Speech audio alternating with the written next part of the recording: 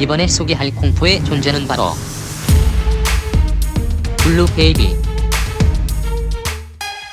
소름창고 6편은 블루 베이비라는 공포의 존재를 불러내는 도시괴담에 대한 이야기입니다. 이름처럼 블루 베이비는 피부가 푸른 빛을 띠는 아이를 뜻하며 블루 베이비 또는 베이비 블루라고 불리워지기도 합니다.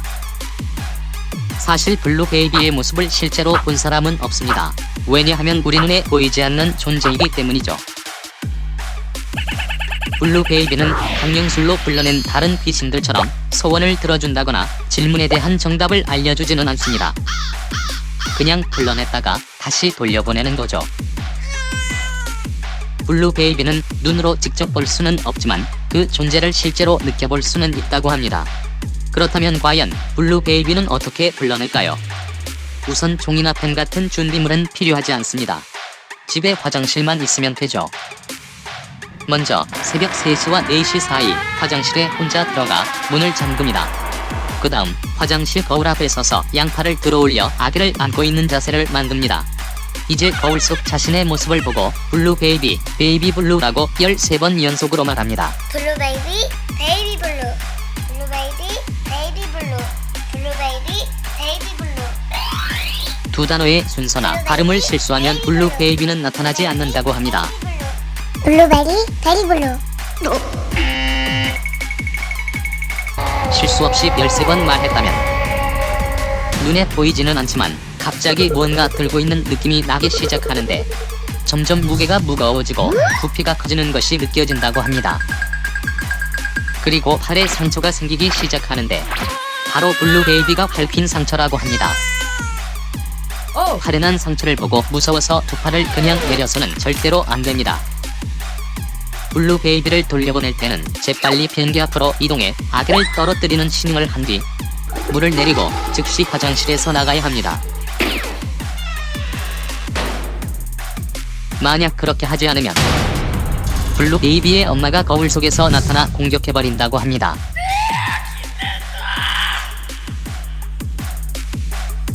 과연 블루 베이비는 실제로 존재할까요?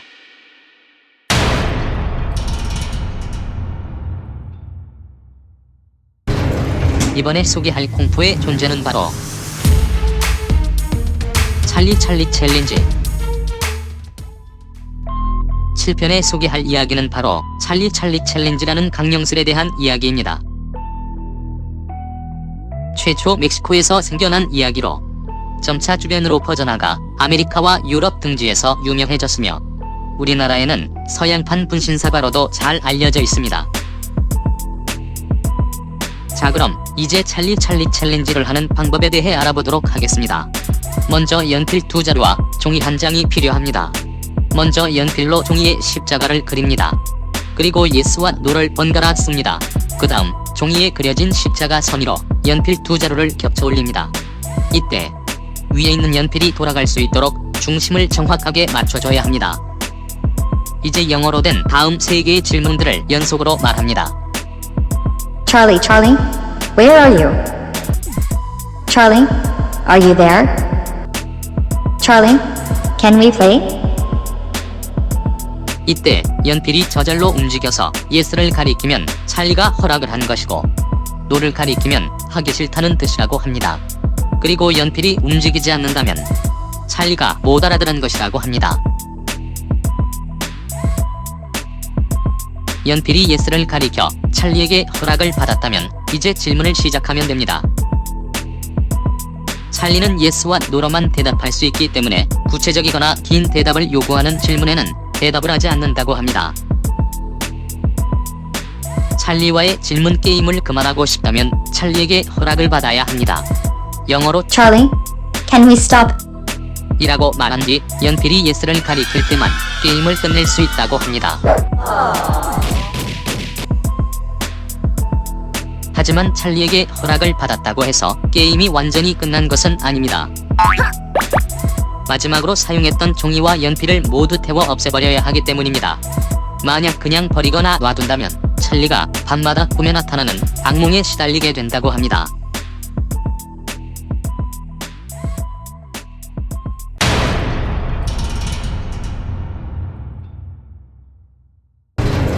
이번에 소개할 공포의 존재는 바로 부기맨. 부기맨은 미국에서 최초로 생겨난 이야기이며 또한 미국에서 가장 유명한 귀신이기도 합니다. 아이들의 부기맨에 대한 공포와 관심은 부기맨을 소재로 한 게임들은 물론 영화까지도 제작하게 만들었습니다. 부기맨은 주로 벽장 안, 침대 밑, 그리고 옷장이나 서랍장 속, 환풍구처럼 어둡고 컴컴한 공간에 숨어있다 나타난다고 알려져 있습니다. 부기맨의 외모는 기괴하고 소름돋게 생겼다는 것 이외에는 특별하게 알려진 것이 없습니다. 왜냐하면 부기맨은 어두컴컴한 곳에서 아주 작은 틈새를 통해 상대를 지켜보다 갑자기 공격하기 때문에 절대로 부기맨의 외모를 볼 수 없다고 합니다.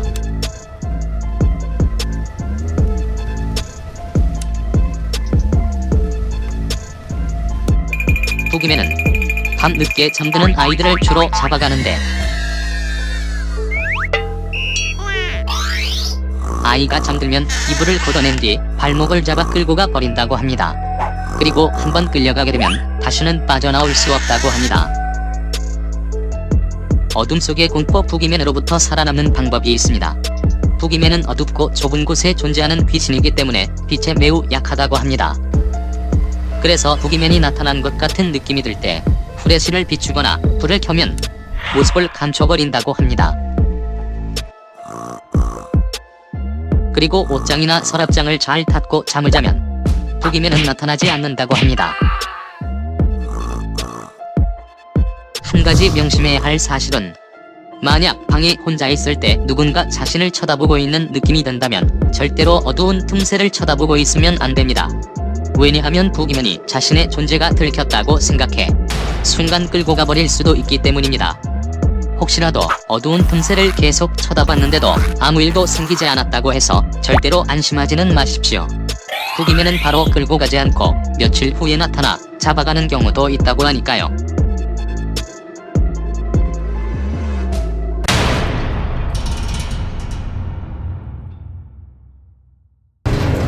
이번에 소개할 공포의 존재는 바로 블러디 메리. 블러디 메리는 서양에서 아주 유명한 괴담으로 화장실 거울에서 나타나는 블러디 메리라는 의문의 여성에 대한 이야기입니다. 블러디 메리를 소환하는 방법은 아주 간단합니다.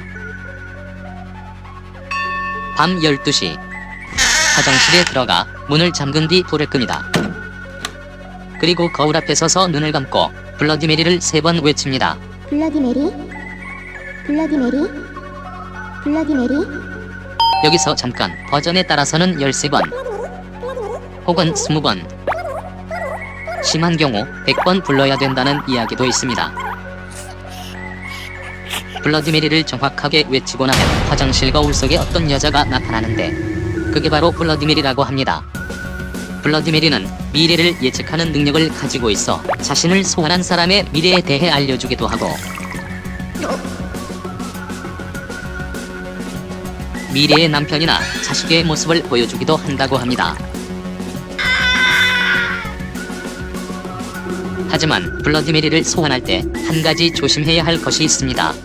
그것은 바로 블러디 메리가 칼이나 도끼 같은 무기를 들고 나타날 경우 즉시 화장실에서 도망쳐 나와야 한다는 것입니다. 왜냐하면 블러디 메리가 몹시 화가 나 있는 상태이기 때문에 거울을 깨고 나와 얼굴에 심한 상처를 내거나 눈을 가져가 버리기 때문입니다. 블러디 메리의 탄생과 관련된 여러 이야기 중에 가장 유명한 이야기 하나를 소개해 보겠습니다. 예전에 메리 워스라는 아름다운 여인이 살고 있었습니다. 이 여인은 거울로 자신의 예쁜 얼굴을 보는 것이 취미였습니다. 그런데 어느 날 사고로 얼굴을 크게 다치게 되었고 아름답던 얼굴이 흉측하게 변하게 됩니다. 여인의 부모는 딸이 자신의 모습에 큰 상처를 받을까 두려워 집에 있는 모든 거울을 감춰 딸이 자신의 얼굴을 볼 수 없도록 했습니다. 누구인가? 딸이 자신의 얼굴이 어떠냐고 물을 때마다 부모는 여전히 너무 아름답다고 말하며 딸을 안심시켰습니다. 그러던 어느 날 자신의 얼굴이 몹시 궁금했던 딸은 거울을 찾아 집안 곳곳을 뒤졌고 다락방에서 깨져 있는 거울 하나를 발견했습니다. 떨리는 마음으로 거울을 들여다보는 여인. 순간 거울 속에 보이는 흉측한 얼굴. 여인은 자신의 얼굴을 보고 엄청난 충격을 받게 됩니다. 그리고 그 충격으로 인해 죽음을 선택하고 맙니다. 그녀가 죽고 난 뒤 그녀의 원혼은 거울 속으로 들어갔고 그때부터 거울 속에서 살아가며 자신을 불러낸 사람에게 때로는 희망을 주기도 때로는 상처를 주기도 하게 되었다는 이야기입니다. 그래서 블러디 메리를 소환할 때 메리워스, 난 너의 존재를 믿어 라고 외치면 블러디 메리가 나타나기도 한다고 합니다.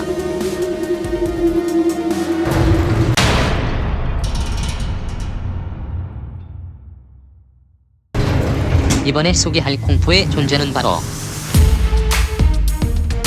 라요로나. 라요로나 괴담은 멕시코에서 전해지는 도시 전설로 인적이 드문 호수나 강가에서 울음소리를 내며 돌아다니는 여인에 대한 이야기입니다. 사후 세계에 대한 멕시코 배경의 애니메이션 영화인 코코의 모티브가 바로 라요로나 이야기라고 알려져 있습니다.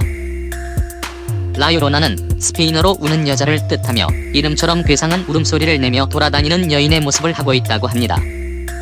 라요로나는 흰 드레스를 입고 머리에는 천으로 얼굴을 가리고 있는데 천 속을 가까이 들여다보면 끔찍한 해골이 보인다고 합니다. 라요로나는 외진 호수나 강에서 혼자 돌아다니는 아이를 보면 울음소리를 내며 나타나 그대로 물속으로 끌고 가버린다고 합니다. 그래서 멕시코에서는 강가에서 울음소리가 들리면 무조건 반대편으로 도망가야 한다는 법칙이 생기기도 했습니다. 라요로나가 울음소리를 내며 돌아다니게 된 이야기가 있습니다. 때는 16세기 멕시코가 스페인의 지배를 받고 있던 때였습니다. 멕시코 후아레스에 사는 한 여인이 있었습니다. 여인은 남편 없이 두 아들을 혼자 키우며 살아가고 있었습니다. 어느 날 여인은 마을을 찾은 스페인 귀족 남성을 만나게 됐고 둘은 첫눈에 사랑에 빠지게 됩니다. 둘의 사랑은 점점 깊어져 갔고 여인은 그 남자와 결혼을 결심하게 됩니다. 여인은 남자가 먼저 청혼하길 기다렸지만 남자는 시간이 지나도 청혼해오지 않았습니다. 결국 여인이 먼저 어렵게 결혼 얘기를 꺼냈지만 남자는 이 핑계 저 핑계로 계속 미루기만 했습니다. 여인은 자신에게 자식이 있기 때문에 남자가 자기와 결혼하지 않는다 생각했고 남자와의 결혼에 점점 미쳐갔던 여인은 결국 자신의 두 아들을 늦은 밤 호숫가로 데려가 물속에 빠뜨려버리고 맙니다. 여인은 그 길로 남자의 집으로 찾아갔습니다. 그리고 남자에게 이제 자신과 단둘이 살 수 있으니 결혼하자고 했습니다. 하지만 여자는 남자로부터 충격적인 말을 듣습니다. 그는 이미 스페인 명문가의 다른 여자와 결혼하기로 했다는 것이었습니다. 자식도 버리며 모든 것을 걸었던 남자에게 버림받은 여인은 그제서야 정신이 제대로 돌아오며 자신이 저지른 일에 대한 잘못을 뼈저리게 느끼게 됩니다.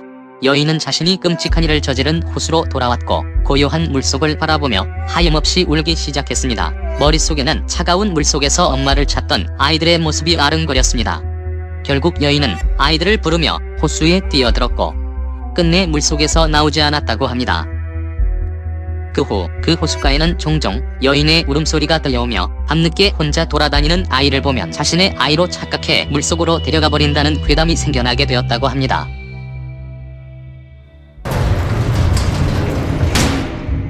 지금까지 아빠랑 놀자 소름 창고 10탄 라요로나 편이었습니다.